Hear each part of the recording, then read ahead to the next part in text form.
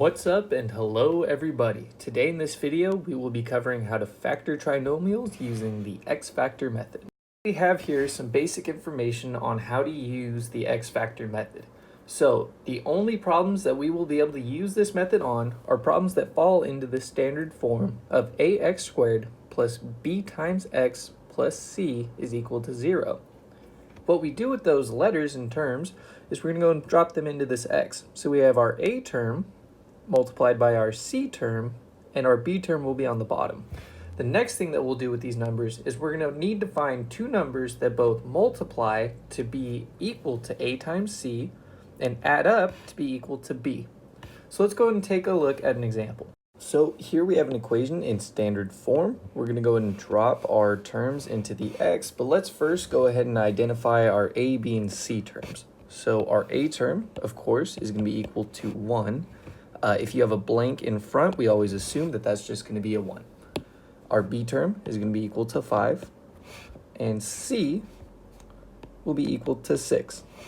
So let's go ahead and drop them into our x factor. So I'll have a times c on the top, so 1 times 6 will be equal to 6, and then our b term just goes on the bottom. From here, we need to look for two numbers that multiply to be equal to 6 and add up to be equal to 5. So in this case, that'll be 3 and 2. So our answer in this case, in factored form, will be x plus 3 times x plus 2 is equal to 0. So here we have another example, and it probably looks quite a bit different to you. You might notice that our leading term, a, is going to be equal to 2 now. And that does mean that we're going to have to change some things, because if we want to apply the x-factor method, we must have an a term that is equal to 1.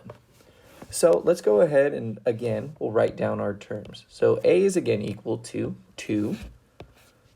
B is going to be equal to positive 4. And then c is going to be equal to negative 6. You always want to bring a negative sign with you if you're subtracting any of these terms. So how might we be able to get this into a form where a is equal to 1? Well, in this case, it's fairly simple. We might notice that all of these terms can be divided by 2. So if we do that, a divided by 2 is now equal to 1, which is what we need.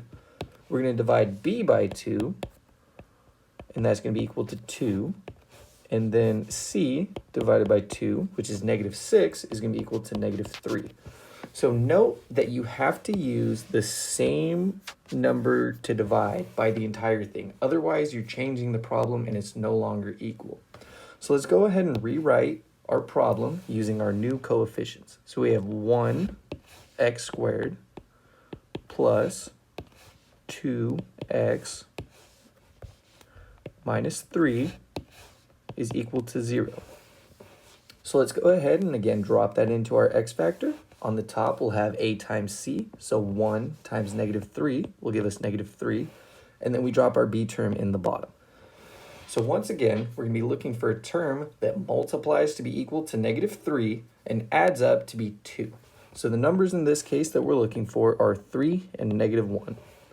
So our answer in factored form will be x plus 3 times x minus 1 is equal to 0. I would like to take this time to thank you for watching my videos. If you have any other math-related questions, please email them to me at aankrum.tutoring@gmail.com. Listed below are the subjects that I feel comfortable tutoring in. I would like to once again thank you for watching my video, and I hope you have a wonderful day.